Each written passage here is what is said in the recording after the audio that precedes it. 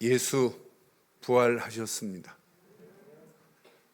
이 부활의 기쁜 소식을 많은 사람들이 오해를 하고 있어요. 그래서 하나 잘 모르면 예수님이 왜 그리스도인지 이유를 알지 못하면 고난도 이해가 안 되고 부활은 더더욱 이해가 안 됩니다.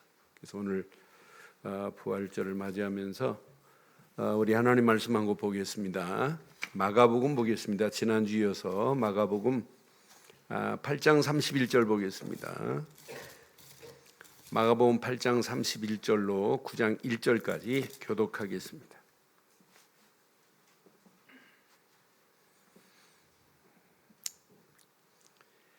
인자가 많은 고난을 받고 장로들과 대제사장들과 서기관들에게 버림받아 죽임을 당하고 사흘 만에 살아나야 할 것을 비로소 그들에게 가르치시되 드러내놓고 이 말씀을 하시니 베드로가 예수를 붙들고 항변하매 예수께서 돌이키사 제자들을 돌보시며 베드로를 꾸짖어 이르되 사탄아 내 뒤로 물러가라.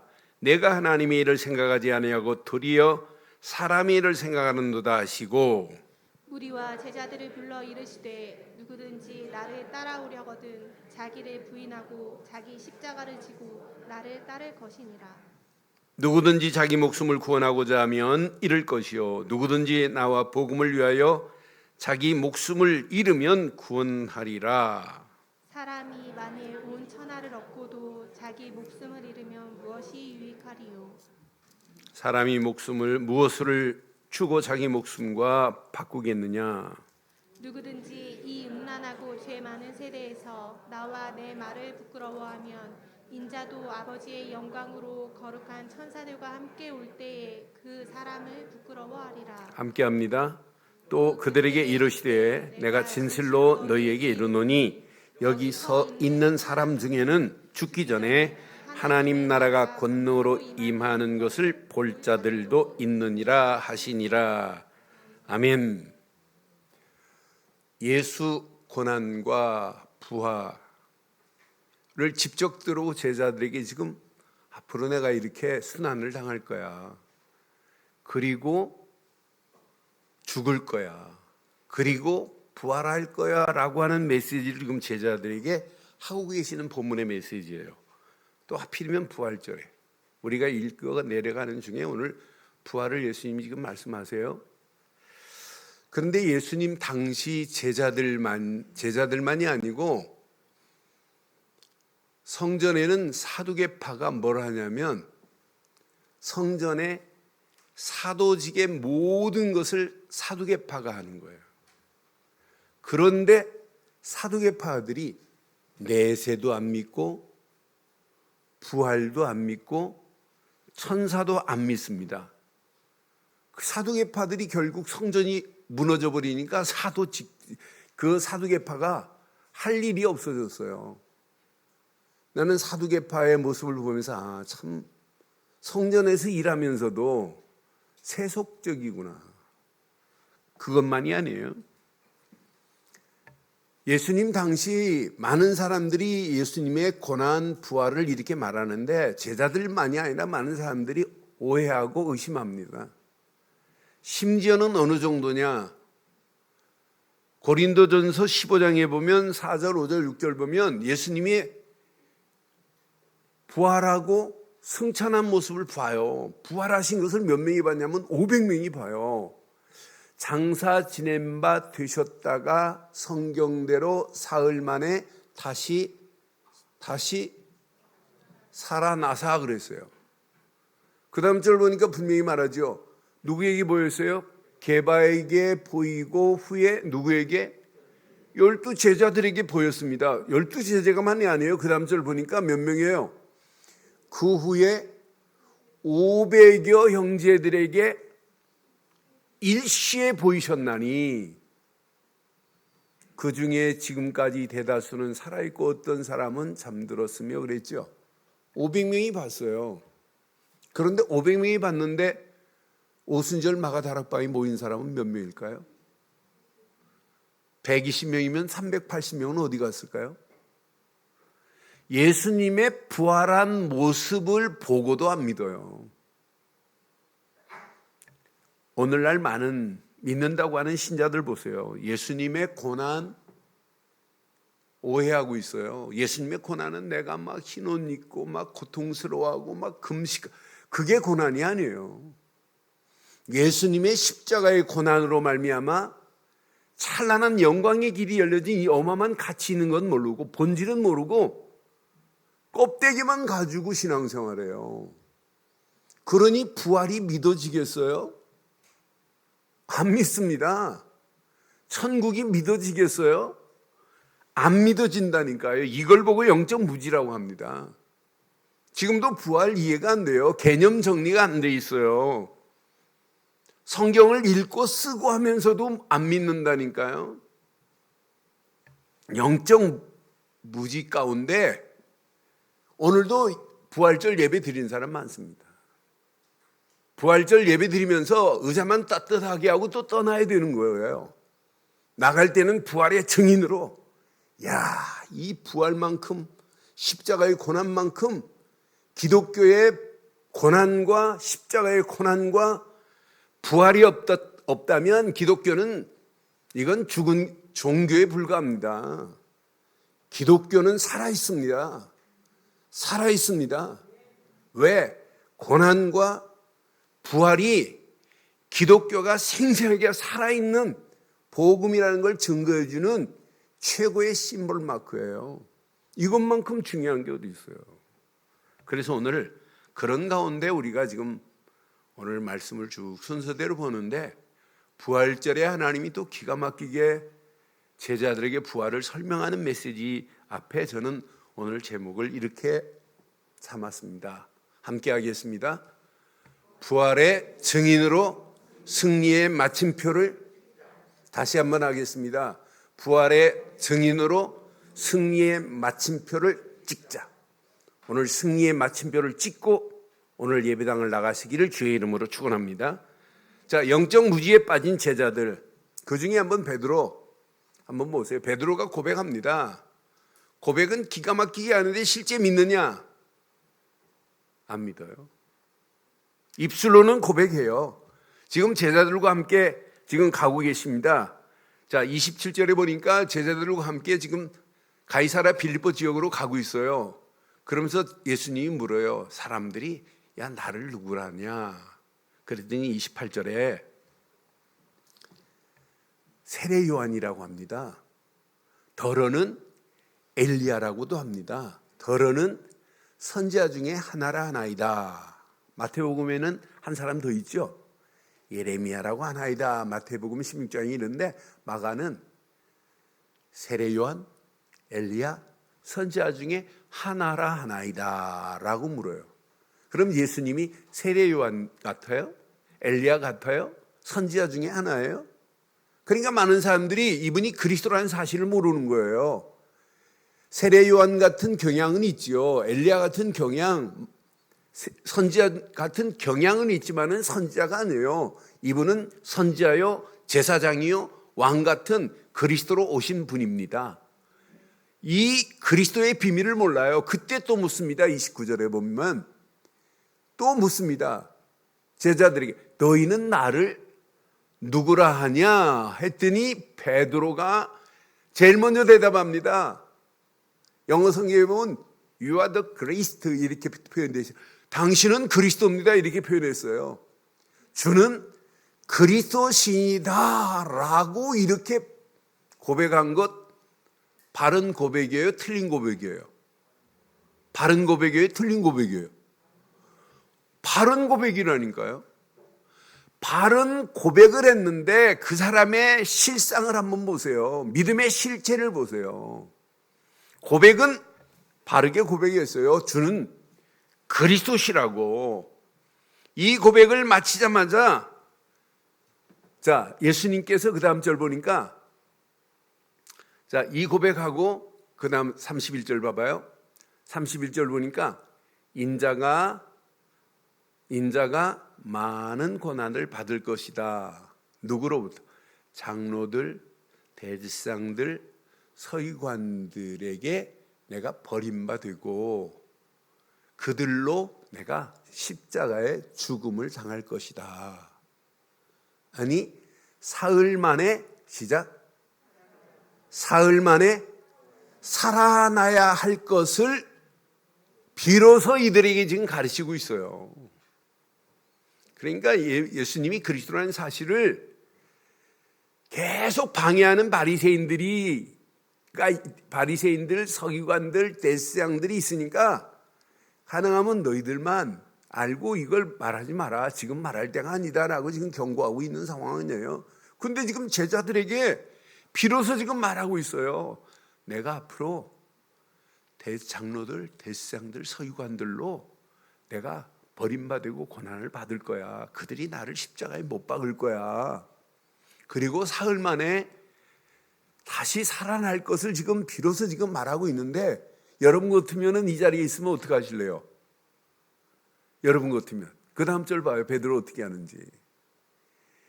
드러내놓고 이 말씀을 지금 가르치는데 베드로가 시작. 베드로가 예수를 붙들고 항변 그랬어요. 영어로 보니까 항변이라는 말을 리부크라고 하는 말인데 이건 비난이고 꾸짖다는 얘기예요. 감히 베드로가 예수님을 지금, 이 말씀하는 예수님을 지금 꾸짖고 있습니다. 말도 안 되는 소리 하지 말라는 거예요. 그럼 조금 전에 고백한 베드로가 진짜 고백이에요? 나는 그래서 구약에 기다리는 메시아 곧 그분이 오셔서 그리스도가 내 앞에 계시다면 흥분돼야 됩니다. 야, 기가 막힌군요.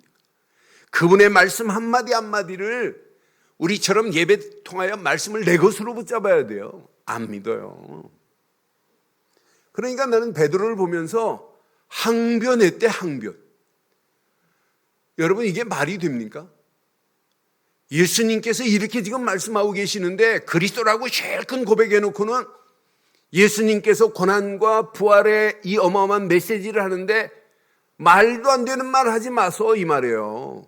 예수님을 지금 꾸짖고 있는 이 어리석은 모습 보세요. 33절에 보니까 예수님께서 제자들을 돌보시며 베드로를 꾸짖어 할 때도 리부크입니다. 이 말도 똑같아요. 꾸짖어요. 영어로 보니까 똑같은 단어예요. 이르되 시작. 사탄아 내 뒤로 물러가라. 네가 하나님의 일을 생각하지 아니하고 도리어 무슨 생각하고 있다? 사람의 일을 생각하는도다. 저는 예수님께서 베드로를 꾸짖는 이 메시지 앞에 나를 향하여 메시지하는 것 같아요. 나를 향하여 주신 메시지 같아요. 너 정말 하나님의 일을 생각하는 자 맞니? 라고 하는 질문을 해봤어요. 너 사람의 일을 생각하는 게 많지 하나님의 일을 생각하느냐라고 하는 질문이 예수님께서 베드로에게 한 질문이 아니라 나에게 하는 질문이라고 저는 받았어요. 여러분, 베드로 고백 실컷 해놓고 예수님 모른다고 3번씩 모른다고 부인하고 갈릴리 바닷가에 가서 금을 던지고 있었던 자예요.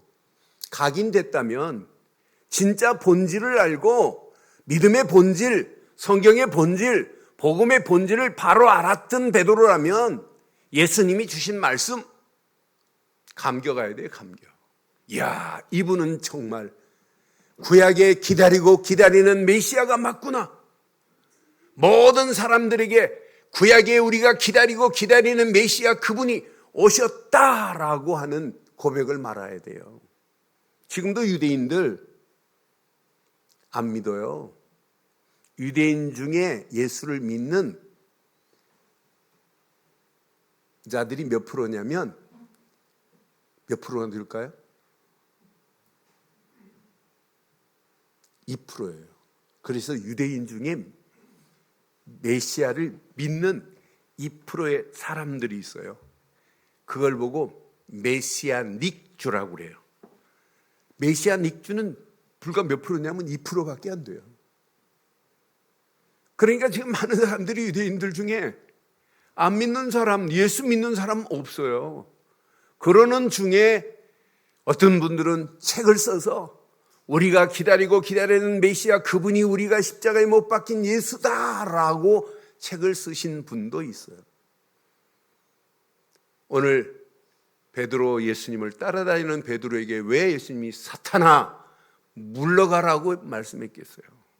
네가 하나님의 일을 생각하는 것이 아니라 도리어 사람의 일을 생각하는도다. 예수님을 따라다니면서 오늘 정치적인 메시아 예수님만 따라다니면 오늘 이 시대에 우리가 지금 눌려있는, 로마로부터 눌려있는 여기서 저분은 해방시킬 수 있다, 이렇게 생각할 수 있어요.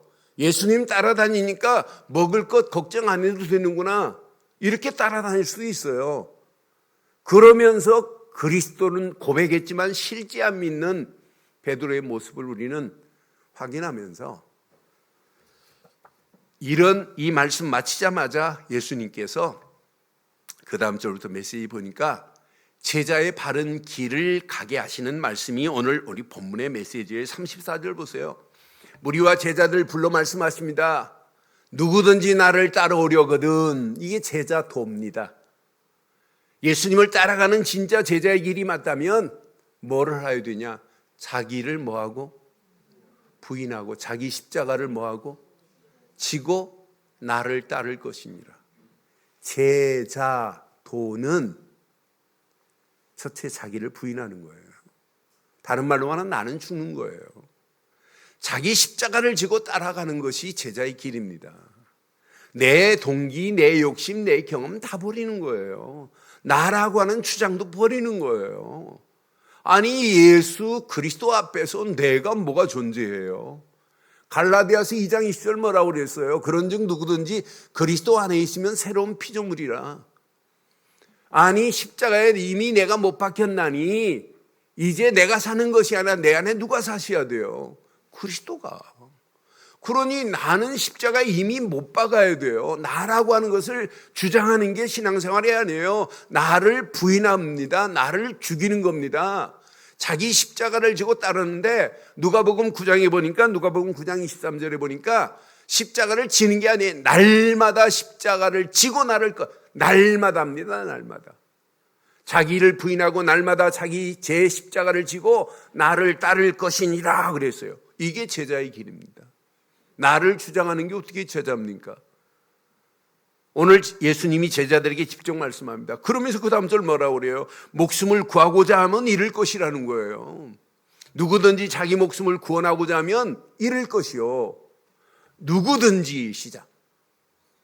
나와 복음을 위하여 자기 목숨을 잃으면, 지금 예수님이 제자들에게 지금 말씀하는 거예요. 누구든지 나를 위하여, 예수님이 말씀하는 거예요. 나를 위하여, 복음을 위하여 너희들의 목숨을 잃으면 구원하리라. 예수님을 위하여 죽으라는 얘기예요. 예수님이 지금 마가복음에 지금 무슨 메시지를 계속 전하고 있어요? 회개하라. 때가 찼다. 천국이 가까워 있다. 뭘 전하고 있어요? 하나님의 나라. 이걸 전하고 있어요. 예수님을 믿고 따라가면서도 하나님 나라가 이 가치를 모르니까 지금 망하는 길로 가고 있는데 이걸 지금 전하고 있어요. 하나님 나라 확장하는 일에 너희들이 삶을 여기에 포커스를 맞춰야 된다고 지금 말씀하시는 내용을 보세요. 나와 복음을 위하여 목숨을 잃으면 구원하리라.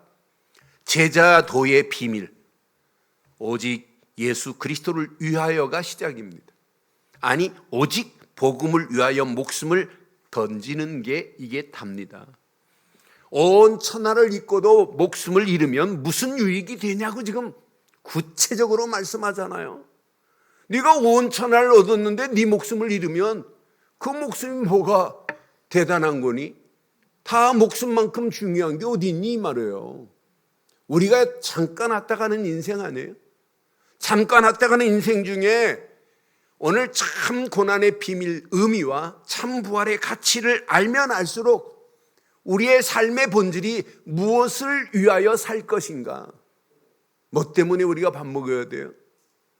뭐 때문에 우리가 신앙생활하고, 뭐 때문에 돈 벌고, 뭐 때문에 우리 인생 살고 있어야 돼요?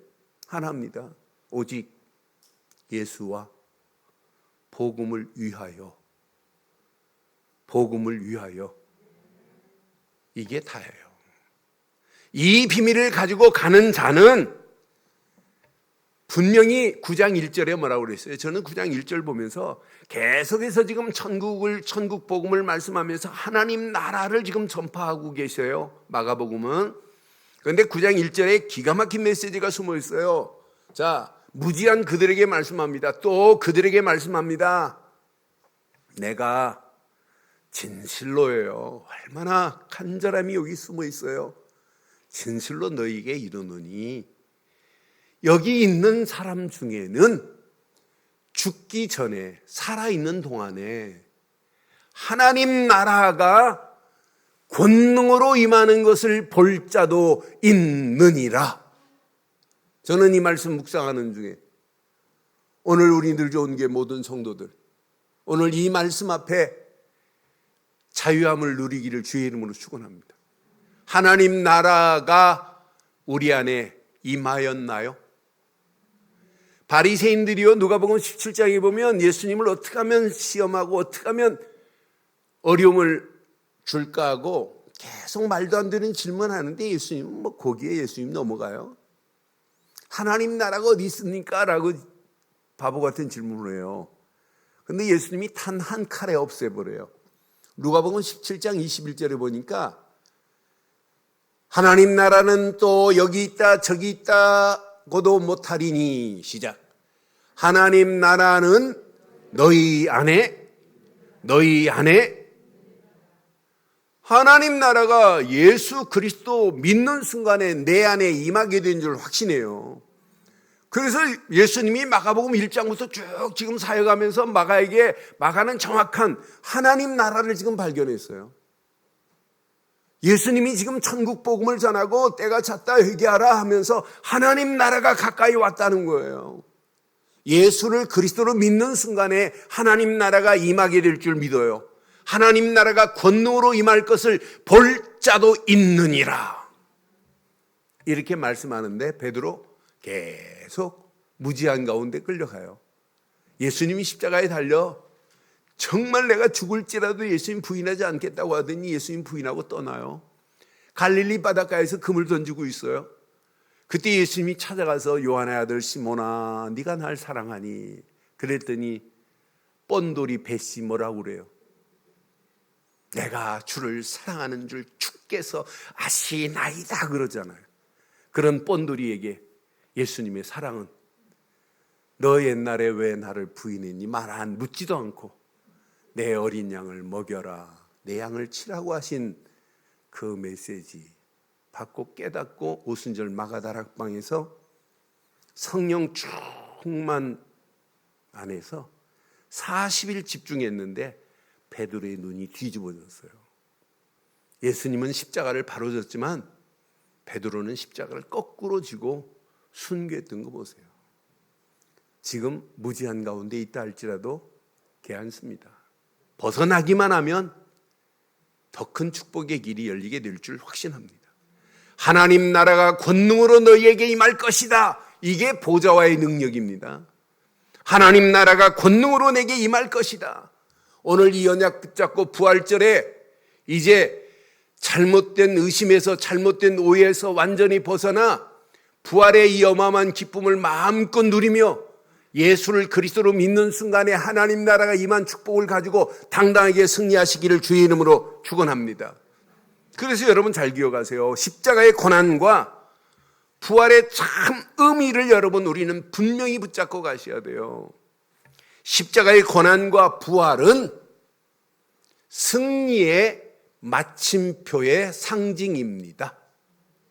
뭐의 상징이라고요? 승리의 마침표의 상징입니다.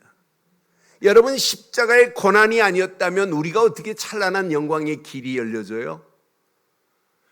십자가의 고난이 아니었다면 함정에 빠진 나를 어떻게 우리가 건진받을 수 있어요? 창세기 3장 개인 중심, 창세기 6장 물질 중심, 창세기 11장 성공 중심으로 망하는 길로 바벨탑을 쌓다가 망할 뻔했습니다. 이 함정에 빠져서. 그런데 십자가에서 물과 피를 다 쏟으시면서 다 이루었다는 순간에, 그를 믿는 순간에 함정에서 벗어나 마침표를 찍게 된 줄 확신합니다. 이 비밀을 몰랐다면 우리 인생 잘못된 틀로 계속 가다가 지옥 갈 인생이었습니다. 사도행전 13장, 16장, 19장 우상 숭배하고 귀신 숭배하고 미신에게 빠져가지고 망하는 길로 갈 수밖에 없는 틀 속에서 예수를 그리스도로 믿는 순간에 십자가의 고난의 피로 말미암아 마귀 손에서 벗어나고 우상 숭배에서 벗어나 새로운 틀로 우리를 바꿔주신 줄 확신합니다. 십자가의 고난은 마침표입니다. 승리의 마침표입니다. 아니 창세기 3장 6장 정도가 아니에요. 우리 인생 100% 지금 많은 영혼들이 영적 상태를 보세요. 영적 문제가 뭔지도 몰라요. 그러니까 마음도 정신도 생활도 육신도 미래도 마귀에게 끌려가고 있잖아요. 저주의 길로 가고 있습니다. 사단의 손에 끌려서 죄와 저주에 끌려가고 고통 가운데 있는데 지긋지긋한 이 올무에서 어떻게 벗어날 수 있어요? 아무리 몸부림쳐도 안 돼요. 세상 종교 가지고는 이 문제가 해결될 수 없습니다.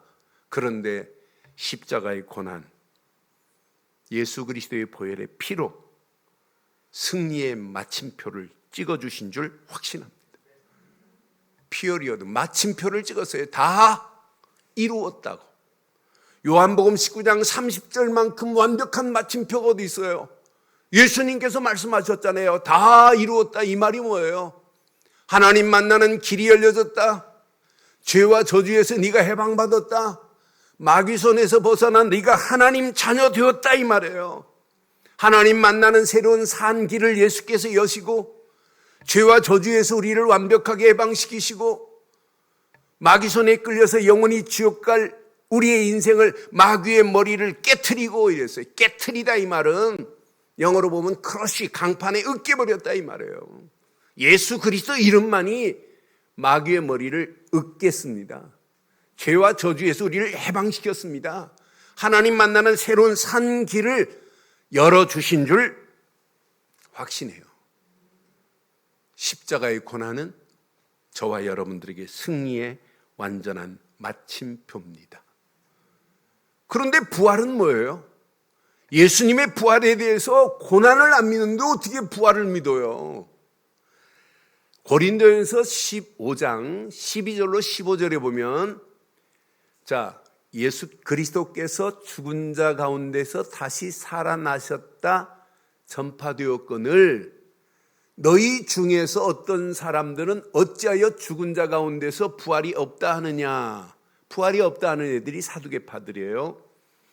그런데 만일 죽은 자의 부활이 없으면 그리스도께서도 다시 살아나지 못하셨으리로다. 분명히 말씀하죠. 14절 시작. 그리스도께서 만일 다시 살아나지 못하셨다면 우리가 전파하는 것도 헛것입니다. 우리가 그리스도 전파하는 거 그분이 부활이 없다면 헛일이에요. 헛것 전하는 겁니다. 또 너희의 믿음도 헛것이며 분명히 가르쳤어요. 15절 보세요. 또 우리가 하나님의 거짓 증인으로 발견되리니 우리가 하나님이 그리스도를 다시 살리셨다고 증언하였습니다. 만일 죽은 자가 다시 살아나는 일이 없으면 하나님이 그리스도를 다시 살리지 아니하셨으리라. 그럼 십자가의 고난은 승리의 마침표라면 여러분 부활은 우리에게 예수님은 부활의 첫 열매가 되셨어요. 우리에게는 부활은 소망의 마침표입니다. 산 소망을 주는 거예요. 천국 소망을. 그래서 고린도전서 15장 20절에 이렇게 말씀하잖아요. 이제 그리스도께서 죽은 자 가운데서 다시 살아나사 시작. 잠자는 자들의 첫 열매가 되셨도다. 예수를 그리스도로 믿는 저와 여러분들에겐 부활은 이 땅도 소망 가운데 살지만 부활은 산 소망의 마침표가 되시는 줄 확신합니다. 우리에게 삶 소망을 허락한 승리의 마침표가 바로 부활이에요. 이것만큼 가치 있는 게 어디 있겠어요? 우리가 예수를 그리스도로 믿었다. 이미 모든 죄와 저주는 끝이 났다. 예수를 그리스도로 믿었다. 우리에게 부활하신 그분이 부활의 산 소망을 저와 여러분들에게 허락해 주신 줄 확신합니다. 신앙생활은 승리의 마침표의 가치를 모르고는 신앙생활을 바르게 할 수가 없게 돼 있어요. 신앙생활은 누가 뭐래도 십자가에서 모든 고난을 다 이루시고 부활하셔서 우리에게 산 소망의 마침표를 주신 예수를 그리스도로 믿는 순간부터 신앙생활이 바르게 시작될 줄 확신합니다. 오늘 예수님이 이렇게 말씀할 때 베드로가 이 가치를 알았다면 그냥 아니에요. 예수님의 말씀 한마디 한마디가 은혜가 될 수밖에 없어요. 여러분 부활의 비밀을 알면 알수록 여러분 삶은 은혜의 느낌표가 있어야 돼요. 사람과 사람 만나도 첫 만남에 저 사람 느낌이 좋다 안 좋다 하죠. 느낌이 있대요. 이 말은 좋다는 얘기 아니에요. 예수 믿고 여러분 느낌이 없어요? 느낌이 없으면 그 사람은 여러분 좀 감이 떨어지는 사람이에요. 여러분 은혜의 느낌표가 있어야 돼요. 신앙생활은 승리의 마침표의 가치를 알면 알수록 예수님께서 주시는 말씀이 은혜의 느낌표로 내게 확인되기만 하면 나머지는 여러분 고민 안 해도 돼요. 여러분 많은 사람들이 느낌표가 없다, 감이 없다, 여러분 반응이 안 일어난다. 저는 사람 만나서 복음 전해보면 복음의 반응이 일어난다. 이 사람은 예배 승리하예요. 예배에 승리하는 사람들을 보면 반드시 응답받아요. 응답받은 사람들의 삶의 목표가 전도자의 길을 가요. 그러니까 우리가 복음의 가치를 알면 알수록 다 끝났다. 마침표를 가지고 가셔야 돼요. 마침표의 비밀을 바르게 알고 가는 사람들은 예수님이 주시는 말씀 앞에 은혜의 느낌표가 생겨야 정상입니다. 이건 진짜 지금까지 우리가 들었던 서기관들을 통하여 대제사장들을 통하여 우리가 하나님 앞에 구약에 예배드린 모든 예배의 총정리 마침표 하나만 붙잡으면 되는구나. 그래야 말씀이 이해가 되는데 그 말씀을 붙잡아야 제자의 길을 가는 제자의 도를 누구든지 나를 따라오려거든 자기를 부인하고 자기 십자가를 지고 따를 것이라. 세상 무엇과 너희의 목숨이 바꿀 수 있니?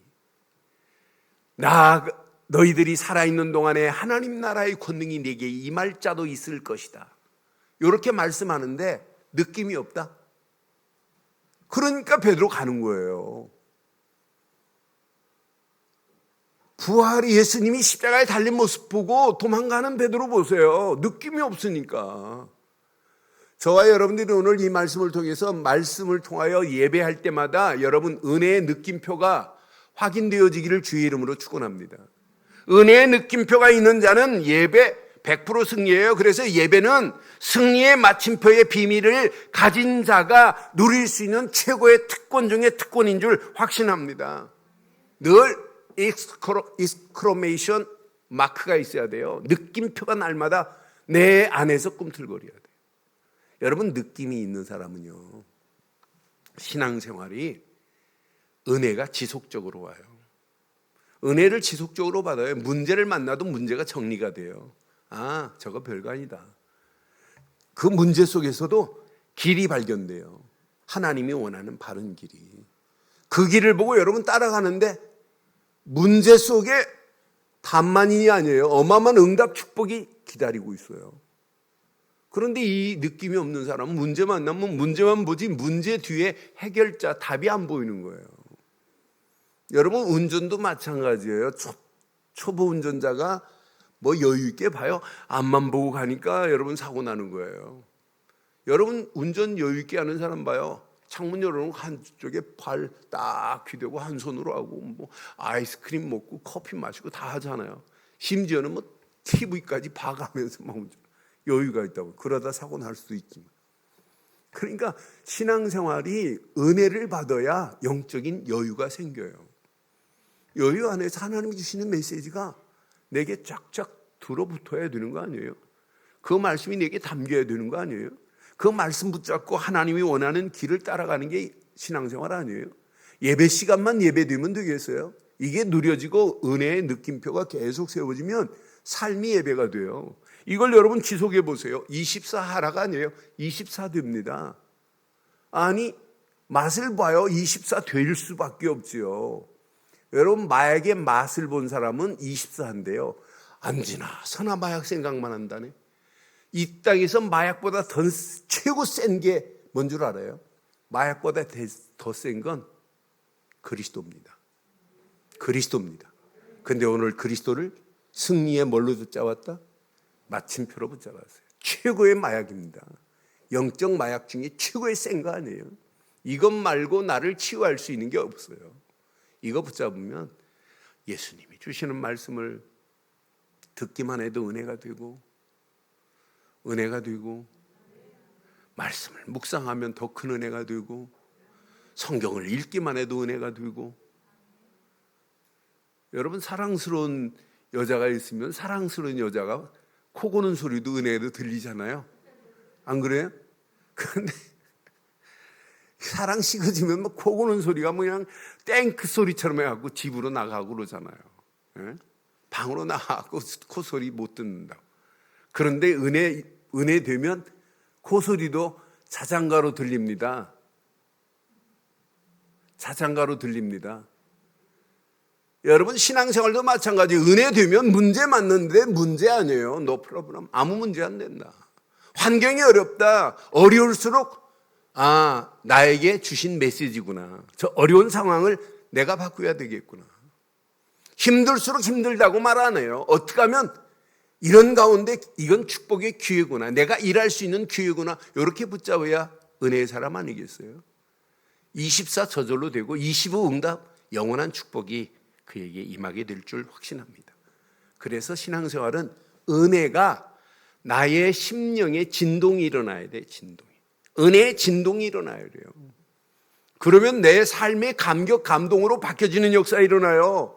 이때 여러분 확인해 보세요. 오늘 제자들이 누구와 함께 있어요? 예수님이 이렇게 말씀하시는 그 가운데 말씀을 듣고 있는데 지금 그 앞에 계신 분이 누구예요? 누구예요? 예수님이 제자들과 뭐하고 계세요? 함께하고 있는데 이걸 모르는 거예요. 나 그래서 야, 진짜 무지한 중에 무지한 자구나. 지금도 우리도 마찬가지. 예수를 그리스도로 믿으면 하나님이 말씀으로 은혜를 잔잔하게 진동시키는 것만이 아니라 그분이 나와 영원토록 함께 하실 줄 확신합니다. 그분이 임마누엘로 계시면 나는 일하면 돼요. 가만히 있으면 돼요. 임마누엘은 쉼표입니다. 그것도 온전한 쉼표입니다. 레스트입니다. 레스트. 휴식하고 있으면 돼요. 온 쉼표가 우리에게는 있어야 돼요. 여러분, 음악도 온 쉼표가 딱 붙어 있으면 그냥 쉬고 있으면 돼요. 그러니까 설칠 필요도 하나도 없어요. 어떤 면에 임마누엘은 하나님이 하신다는 거예요. 하나님이 우리와 함께 하시는 거예요. 이게 누려져야 보호자와의 능력이 체험되기 시작해요. 임마누엘이 늘 누려지고 확인되어야 여러분 신분 생각만 해도 감격. 어마어마한 권세가 임했다. 이것 가지고 현장을 장악하는 거예요. 이때 여러분 영안이 열려집니다. 하나님이 원하는 게 보여요. 더 멋있는 것, 나의 미션이 발견되기 시작할 겁니다. 오늘 이 연약 붙잡고 임마누엘의 쉼표를 누리는 한 주간 되기를 주의 이름으로 축원합니다. 마지막, 이 세 가지 부호가 있으면 마침표와 은혜의 느낌표와 임마누엘의 쉼표를 확인하고 누리고 가시면 하나가 내게 늘 나를 생각하게 만듭니다. 퀘스천 마크. 나를 향한 하나님의 계획이 무엇일까라고 하는 물음표가 있어요. 내가 왜 늘 좋은 교회 성도 됐나? 내가 왜 늘 좋은 교회 안수입사요? 권사요? 집사냐? 장로냐? 라고 하는 질문만 던져보세요. 그럼 길이 보입니다. 내가 왜 이 사업을 해야 되는가? 왜 내가 이 직장을 다녀야 되는가? 왜 내가 저 사람하고 만나서 가정을 이루었을까? 질문만 해보세요. 그럼 하나님이 원하시는 최고의 축복의 길이 보인다니까요. 하나님이 원하시는 계획과 내 인생이 포인트가 맞는 순간부터 역사는 그분이 하세요. 하나님이 계획한 건 하나님이 이루시는데 이 가치를 알고 있는 자를 들어 쓰시겠다는 거예요. 이게 하나님이라면 저는 이렇게 기어가 맞물려 있기만 하면 위에서 하나님의 성령의 기름이 또박또박 떨어지기 때문에 저절로 돌아가요. 이게 전도입니다. 이게 선교입니다. 이게 제자의 길입니다. 이게 후대 살리는 렘넌트 길입니다. 이 맞물려 가는 동안에 교회 중직자들이 일어나서 교회를 제대로 세워서 교회가 힘을 얻어서 어떻게 하면 237개 나라 죽어가는 영혼들을 살릴까? 어떻게 하면 빈 곳 5천 종족 살려서 하나님 나라를 확장할까? 여기에 방향 맞췄는데 하나님이 책임 안 지겠어요? 너희는 먼저 그 나라와 그를 구하라 그리하면 이 모든 것을 더하시겠다? 거짓말이에요? 아니에요. 선지자 중에 냉수한 그를 대접한 것도 내 그 상을 결단코 잊지 않겠다는 말이 거짓말이에요? 아니에요. 사도행전 1장 8절 거짓말이에요? 오직 성령이 너희에게 임하시면 너희가 권능을 받고 예루살렘과 온 유다와 사마리아와 땅끝까지 이르러 내 증인이 되리라고 분명히 약속했어요. 오늘 이 언약 붙잡고 부활의 아침에 승리의 마침표를 가지고 부활의 증인으로 서시기를 주의 이름으로 축원합니다. 결론 내리겠습니다. 부활의 증인은 지금부터 결단하세요. 이미 승리의 마침표를 가진 자가 움직이는 발걸음마다 오직 복음의 능력이 확인되고 체험돼야 돼요. 여러분의 힘으로는 못 살아요. 복음의 능력으로 살아야 돼요. 그러니까 데살로니가 교회가 얼마나 멋있어요. 복음을 말로만이 아니라 복음의 능력과 이랬어요. 복음의 능력만이 우리가 살 수 있는 최고의 축복인 줄 확신합니다. 그래야 승리의 마침표의 가치를 알고 세상 이길 수 있어요. 두 번째, 여러분의 힘으로 하면 안 돼요. 힘 빼세요. 오직 성령 충만의 힘을 얻으시면 돼요. 성령 충만의 힘을 얻기만 하면 여러분 다 통과됩니다. 모든 권능이 이때부터 임하게 되죠. 증인으로 살 수 있는 유일한 길이 이겁니다. 그때 큰 확신 속에서 전도자의 축복에 결단하세요. 확신 가지고 나는 이 땅에 살아가는 동안 목사가 아니다. 목사 이름 앞에 전도자가 안 붙으면 그건 목사 아니에요. 장로 이름 앞에 전도자가 안 붙으면 장로 아니에요. 장로하면 큰일 납니다. 권사 이름 앞에 뭐가 붙어야 된다? 전도자가 붙어야 돼요. 안수집사 이름 앞에 전도자, 집사 이름 앞에 전도자가 붙어야 돼요. 성도가 중요한 게 아니에요. 성도 이름 앞에 뭐가 붙이자? 전도자, 누구누구 성도. 이런 축복의 닉네임이 붙여진다면 이것만큼 가치 있는 인생이 어디 있겠어요. 오늘 이 언약 붙잡고 부활의 증인으로 당당하게 승리하시고 현장의 부활의 가치를 모르고 의미를 모르고 참된 축복을 모르는 영혼들에게 부활의 증인으로 많은 영혼들을 살려내는 축복의 한 주간의 시작되기를 주의 이름으로 축원합니다.